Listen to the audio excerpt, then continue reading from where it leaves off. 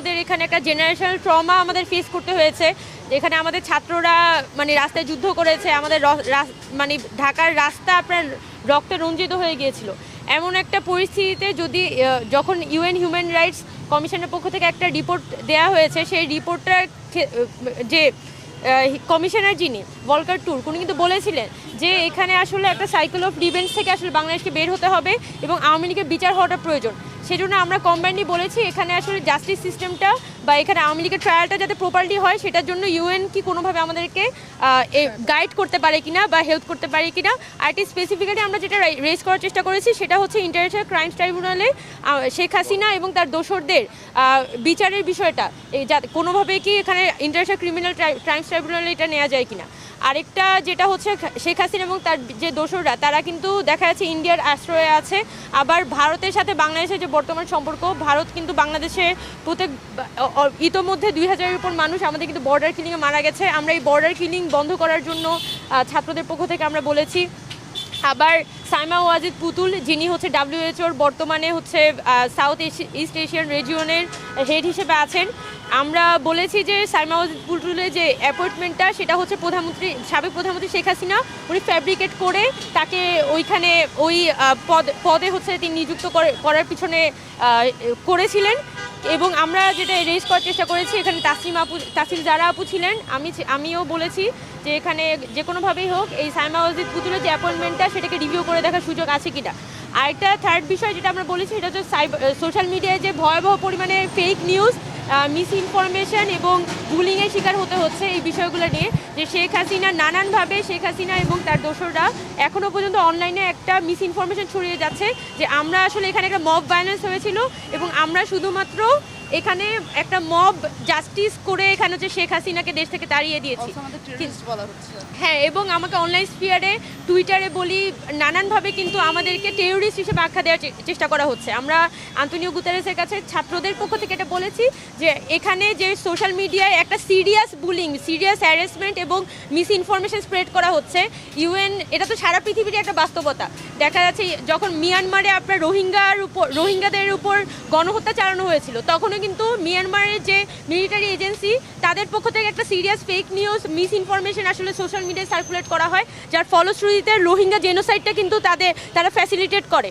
আমরা কিন্তু আমাদের ছাত্র থেকে এটাই বলেছি যে মিস ইনফরমেশন যদি আমরা বন্ধ করতে না পারি তাহলে এটা অনেক বড় একটা সোশ্যাল ইম্প্যাক্ট থাকবে। তাই আমরা জাতিসংঘকে অন্তত এই যে সোশ্যাল মিডিয়া সাইটগুলো এখানে যে সিরিয়াস পরিমাণে বুলিং আর মিস ইনফরমেশন ছড়ানো হয় সেগুলো নিয়ে আমরা কথা বলছি। আর স্পেসিফিক্যালি আরও অনেক ধরনের আলাপ হয়েছে যে বাংলাদেশের যে ইকোনমিটাকে স্ক্র্যাম্বল করে দেওয়া হয়েছে, বাংলাদেশ থেকে যে হাজার হাজার কোটি টাকা পাচার করা হয়েছে, এই তথ্য আমরা আমাদের পক্ষ থেকে তুলে ধরেছি। একই সাথে আমাদের এখানে যে নারীর নিরাপত্তা, ওমেন এম্পাওয়ারমেন্ট, এই কোয়েশ্চেনগুলো আমরা রেজ করেছি। ছাত্রদের পক্ষ থেকে যে কনসার্নগুলো, আমাদের ইউথ এম্পাওয়ারমেন্টের কোয়েশ্চেনগুলো আমরা এখানে রেজ করেছি। এটা আমাদের একটা ওভারঅল কোয়েশ্চেন ছিল আর কি। আমাদের জিজ্ঞাসা করি যে এরপরে এই যে জুলাই আন্দোলনের পরে আমরা দেখলাম যে আদিবাসীদের প্রতি একটা আদিবাসীদের উপরে যে হামলাটা হলো, হ্যাঁ, সেই হামলাটাও কি আপনারা তুলে ধরেছেন কিনা, সেই কনসার্নগুলো? আমরা উল্লেখ করেছি। আমরা অ্যান্টনি গুটেরেস স্যারের কাছে এই সব কিছু আমরা মানে বর্তমানে আমাদের সাথে যা যা ঘটছে বাংলাদেশে, এক্সট্রিমিস্টদের যেভাবে মানে উত্থান, পাশাপাশি হলো যে বা অনলাইনে যেভাবে আমাদের সাইবার বুলিং শো, এছাড়া আমরা যারা আদিবাসীরা আছি আমাদের নিরাপত্তার বিষয়টা নিয়েও আমরা কথা বলেছি। এবং আমি যেটা আরও উল্লেখ করেছি সেটা হলো যে আমি ওনার কাছে একটা অনুরোধ করেছিলাম, সেটা হলো যে আমাদের যে বন্ধ আছে আগামীতে, আমরা যেটাকে বৈশাখী পরিপূর্ণ বাংলাদেশে, তো বৈশাখী সংক্রান্ত বিষয়ে যে ছুটি প্রদানের বিষয়ে ইন্টারিম গভর্নমেন্টকে যদি উনি এনকারেজ করে সেই ছুটিটা বাস্তবায়নের ক্ষেত্রে, যেটা আমরা তত্ত্বাবধায়ক মানে অন্তর্বর্তীকালীন সরকারের কাছে অনুরোধ করেছি। তো এই বিষয়গুলো আমি আমার পক্ষ থেকে তুলে দিচ্ছি। এছাড়া আরও তাসনিম জারা আপু, মামা আপু, আরও যারা ছিলেন ওখানে, আকিব ভাই, সকলে আমরা এই যে আমাদের আওয়ামী লীগ সরকারের সময়ে যে ধরনের ঘটনাগুলো ঘটেছে, এই যে 15 বছর যাবৎ আমরা যে ধরনের ঘটনাগুলো ফেস করেছি এবং এখনও যেগুলো ফেস করছি, সেই সব কিছুই আমরা আসলে তুলে ধরার অনেক চেষ্টা করছি। জনাব উমামা, আমি জানতে চাই, আপনারা তো অনেকগুলো দাবি করেছেন বা আপনারা তুলে ধরেছেন, মহাসচিব আপনি কি বলেছেন বা আপনার উত্তরে কি বলেছে? আরেকটা বিষয়, ইউথ স্পিরিটটাকে মহাসচিব কীভাবে অ্যাকনোলেজ করেছে? এই যে রেভুলেশন অফ ইউথ স্পিরিট, আপনারা যেটা কথা বলছেন, এটা তো গত যে হিউম্যান রাইটস যে রিপোর্টটা এসেছিল সেখানে কিন্তু ইউএনের পক্ষ থেকে এটাকে মনসুন আপরাইজাল হিসেবে সংজ্ঞায়িত করা হয়েছে, লেড বাই দ্য ইউথ। তো স্বাভাবিকভাবেই আন্তোনিও গুতারেস যিনি ছিলেন উনি তার তার ইয়ং বয়সের যে পর্তুগালে যে আপরাইজিং হয়েছিল সেটা নিয়ে কথা উনি স্মরণ করলেন, এবং পর্তুগালে কিভাবে একটা সেমি ফ্যাসিস্ট একটা রেজিমকে তারা আসলে বিরুদ্ধে আসলে এখানে যুদ্ধ হয়েছিল, এখানে একটা আপরাইজিং হয়েছিল, এই কথাটা উনি আমাদের সাথে তখন শেয়ার করেছিলেন। এবং তাদের যে আসলে কনসার্নটা ছিল যে আমরা যে ইউথরা আমরা এখন এসে যে কনসার্নগুলো রেজ করছি, আমাদের সিকিউরিটির কথা বলি, আমাদের মানে উপর যে হামলা হয়েছে, আমাদের উপর যে গত 15 বছর ধরে নিপীড়ন হয়েছে এই দেশের জনগণের উপর, এই কোয়েশ্চেনগুলো আমরা যখন রেজ করেছি উনি কিন্তু বলছেন যে এটা যখন পর্তুগালেও কিন্তু একই ঘটনায় হয়েছিল। তো কাইন্ড অফ উনি ওনার ইউথ সময়কালের কথা রিকল করছিলেন। তবে মোস্টলি আমাদের পক্ষ থেকে যেটা এমফেসাইজ করেছিলেন সেটা হচ্ছে শেখ হাসিনা এবং তার দোসরদের বিচার।